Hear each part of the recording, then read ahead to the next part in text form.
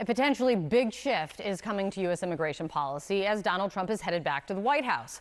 CNN has new reporting that allies of the president-elect and some in the private sector are quietly preparing for a large-scale detainment and deportation of migrants in the United States, which is right in line with what was really the singular, most repeated agenda item from Donald Trump on the campaign trail, which is the mass deportation of undocumented immigrants. He reiterated his promise minutes into his victory speech early Wednesday morning. We have a country that needs help, and it needs help very badly. We're going to fix our borders. We're going to fix everything about our country. And we made history for a reason tonight. We're going to have to seal up those borders, and we're going to have to let people come into our country. We want people to come back in, but we have to let them come back in, but they have to come in legally. They have to come in legally. Joining us right now is the former acting director of ICE, John Sandwag. It's good to see you again, John. I want to dig in, beyond the policy headline of mass deportation, really what that could look like now. You and I have talked for years about the border and real solutions and what that could really look like. What do you think a policy of mass deportation does look like and the impact it'll have?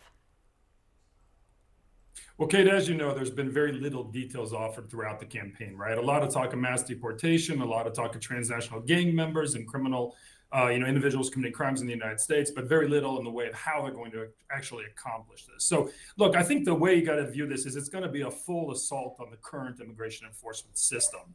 Under the current legal framework, with the current resources that are allocated to ICE, he can get nowhere near the kind of numbers he's been talking about, 1 million deportations in a year. I think just to put this in perspective, during the biggest years of the Trump administration, ICE deported 267,000 individuals from the United States. So you got to quadruple that. So how do you do that? Well, one is you need more ICE officers. You need to increase the number of arrests. Two is with this administration, they're going to want to build mass detention camps to house those individuals before they're deported. But most importantly is the immigration courts. And you and I have talked about this for a long time. Huge backlogs have formed. The Supreme Court has said that migrants before they're deported are entitled to due process. So how do you get them through the courts? And I think what the administration's thinking is, how do we bypass those courts, right? Not supplement them, not surge resources to them, but how do we eliminate that right to the courts in the first place? And that's going to be really the focus, I think, of what they're going to launch here. Yeah, because it's not just a decision that there is not a magic wand that can fix this. That goes without saying. There is precedent, and as you said, what the Supreme Court has decided could directly run straight up against what their desires are to do and how quickly they move. The simple fact of existing space is a big question. Existing space run by the federal government and ICE to use as a detention space. How much space does the government have? What will happen if there are millions more people being moved into it? Yeah, Kate, look, the bottom line is a lot of talk has been focused on this and a lot of frustration, right, by the Republicans in Congress during the Biden administration that they're releasing migrants at the border. But the reality is that the most detention beds run by ICE are actually paid for, meaning they're operated by either private contractors or state and local jails. So ICE has 41,000 beds available to it in a budget of a couple of $1 billion to pay for those beds. So how do you expand that space? They have limitations on what they can afford and what they can pay for. And I think, again, they're going to need to try to, shift money around, so pull money. The problem when you do that, though, is you're pulling money from something else that's really important. So it might be human trafficking investigations or ICE Homeland Security investigations going after people exploiting children. You pull money from there and supplement, use it to pay for detention beds. But there are limits, Kate, on how much you can do of that, right? Just like there are limits on how much you can kind of change the law through executive orders. So I think we're going to see, and I think one thing we all need to kind of keep an eye out for here is what happens with the House of Representatives, and do they go to Congress looking for, I think, two things. One, a massive surge of resources, and two would be new legal authorities that allow them to kind of bypass those immigration courts. Look, I think that, the Biden administration put forward a very aggressive immigration enforcement bill, primarily dealing with the border. But now that if you have the president, you have the Senate, and if you get the House, it'll be very interesting to see whether we see, the first major immigration legislation in 30 years, but being an entirely pro-enforcement one.